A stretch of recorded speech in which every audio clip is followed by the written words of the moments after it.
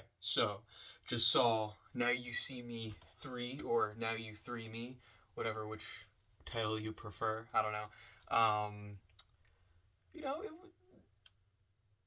about what I expected, to be honest. I remember seeing the trailer for it. I watched like a minute into it and I saw that it's one of those sequels where they bring in the new cast of kids. No one really wants to see those people. You want to see the Horsemen. So a minute into the trailer, I just kind of just turned it off because I didn't want to see it, and that was like months ago. And I'm kind of right, unironically. It's just one of those movies where it's out with the old, in with the new, and it kind of upsets me. I'm not gonna lie. I wanted to see a lot more of the Horsemen in the movie. I understand what they were trying to do, but it's like, come on. Is this movie gonna get a sequel? Are they gonna make another one after it took 10 years? I don't know. So, yeah, there's that. Is it will the average moviegoer enjoy this movie? Yes, they will. It's not exactly what I wanted, but I enjoyed it. It wasn't bad. It wasn't great. Kind of, they chose the safe option, I guess. My biggest complaints is that it felt like, I don't know, I just felt like the first two movies were just a lot more quality, as in how everything's shot, just the writing, just kind of almost everything. The first two are just so much better compared to this third one. Like some of the jokes are pretty good in this movie. When they land, there are a lot of jokes where you're just kind of like, but there's some where it's like that's genuinely funny. Some of the rapport with the characters and the jokes with the youngins and the old horsemen are cool. It's good. It's interesting. But then there's some that are just like, okay, that all right. What are we doing here? It was cool to see. It took me a second to realize it, but one of the main new horsemen is the guy from The Leftovers, which is one of my favorite movies from I think last year. That was a phenomenal movie. The thing where you had like the hands like. If you haven't seen the movie, watch it. The Leftovers. Paul Giamatti. It's a phenomenal movie.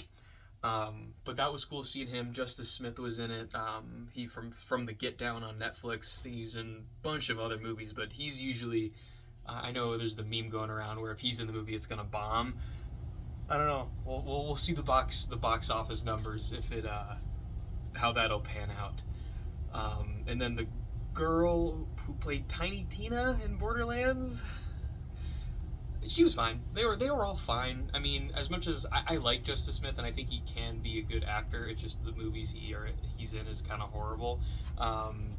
The guy from The Leftovers, he did good. Tiny Tina, they all did fine with what they were given. I just think the writing on their parts weren't that good. But there's some shining moments, between the old Horsemen and the new Horsemen, which are fun and interesting. Specifically when they're just shooting the shit with each other, or they're planning their next magical wizarddom. I don't know, whatever. So it was good. That's the thing. My biggest thing is the magic tricks. Like, the magic tricks were such like a grand scale in 1 and 2, and I was expecting at least like 1. There was some cool stuff towards the end of the third one, but it just, again, with how everything was directed in the first two, it just felt like when he freezes the water, or when they jump from the building, or the infamous card scene, which is cinematic gold, absolute cinema. It's the dumbest thing ever, but it is awesome. That's why I love these movies. They're completely ridiculous. It is magic. I think I watched one YouTube video where he like goes on. It's like the most famous one. Like, are they wizards or magicians? And like, no, literally, Woody Harrelson like looks at a dude and he just falls asleep. That's not magic. That's or sorry. That's just, he has superpowers. That's. Which I love it. It's awesome, and they do a little bit of that. Or like, there's no really ridiculous moment where like, what is it? Woody Harrelson again. He's the true wizard when you look at all of it. When he's going, go to sleep, go to sleep, go to sleep, go to sleep, go to sleep. I love that scene when they're on the stage. I think that's in the first one. I don't really remember. But again, average moviegoer will probably enjoy it. If you like the first two, you'll probably like this. It's just, it's hard to make a magic movie when there's three of them. But it was cool to see the cast back. Isla Fisher, specifically, with the break from 2. That was cool. Seeing them all back together was good. I just would have preferred the 5 Horsemen than the new 3. What are you gonna do? But they're fine. Again, you'll enjoy it. I would probably give this movie a 5 out of 10, medium Mike style. It's average, not bad. I could have given it a 4. I was thinking about it, but for the review, I was entertained, and that's how I want to keep my 5 out of 10s. It's average movie. I was entertained. I didn't want to leave. I wasn't falling asleep. I wasn't bored. It's just I wish there was more from the first 2 going from this one. So yeah, that's pretty much my review. Again, there's not a lot of substance to this movie. They kind of going into spoilers here. Again, it's kind of the same thing they've been doing in the first 2. There's an issue, there's someone they need to expose, this time being a blood diamond person that kind of cleans the money for arms dealers and all that bad stuff. That's played by Rosamund Pilk, whatever, and I'm not gonna lie, she's a phenomenal actor, but this movie wasn't it. This was a paycheck movie. Like, I don't know if that's her original accent, or I don't think it is, but something was off. It sounded like somebody trying to do a horrible accent. I don't know if there was something going on with the vocal coach or accent coach, but it was bad. It was like comical, and maybe that's how it was supposed to be written, or maybe that's how wherever she's from, I don't know. It was a weird accent, and it sounded like comic book, Sunday cartoon villain at some points. So that was weird. I wasn't expecting her to be the villain. I didn't even know she was in the movie.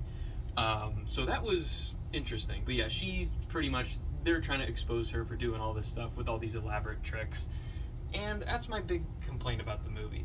Is there some cool reveals, but again, there isn't like that. I literally just saw it like 25 minutes ago, and I can't really think like, oh man, that card scene, that was awesome, or just him like changing his boots. There was a few couple fight scenes, but like when it comes to the magic, I don't know, it didn't leave an imprint on my brain, so that kind of made me a little upset. So that's what I was hoping for. Like in the movie, I'm like, all right, we're starting a little slow. We're starting with the new people. What's this like awesome thing gonna be? And I don't know. Like they had the thing with the diamond, and it was cool, but like, it's just not what I expected. Maybe my expectations were too high. I mean, I was entertained, so that they win there. But I just thought there was gonna be something more, showing more. I don't know. I was I don't know. I wanted something cooler. But again, it's a fine 5 out of 10 movie. Most people will like it. I'm actually really curious to see what the box office numbers will be, because if it took 10 years to make the third one, I don't really see there being a fourth, because they clearly have plans with not the after credits, but how the movie ends. And with that, they have this other sub-story, because, spoiler, we're already in the section. Mark Ruffalo's in the very end of the movie on a hologram, saying, there's more work to be done, sequel bait. But they say, like, in the beginning of the movie, something happened with Mark Ruffalo's character in Russia, and something went wrong, and that's why the band broke up, all that stuff. Okay, and something happened in Russia. What happened in Russia? I wanted to know what was going on there the whole time. So that's what confused me. I'm wondering what went on in Russia, and I'm not really caring about the plot right now. Because one, Mark Ruffalo, he's like one of the masterminds with the eye. And again, they tease the eye more, and they don't really do anything with it. So that's another complaint. I wish it was just focused on the Horsemen, but that's not what we got. But what we got, it wasn't bad, it wasn't great, it was run-of-the-mill 5 out of 10. So that's pretty much it. I didn't really do a recap like I usually do. I'm just trying different stuff, maybe just review format. I don't know. Maybe it depends on how passionate I am for certain movies. But this one disappointed me, but it's still objectively it's a 5 out of 10 for me. So there you go. Remember, please like and subscribe. And if you have any movie recommendations, comics, TV shows, anything, I'm here. I'm here to listen or even a book. I've been reading recently. So if you got any suggestions, leave a comment. There you go. All right. I'll see you in the next one.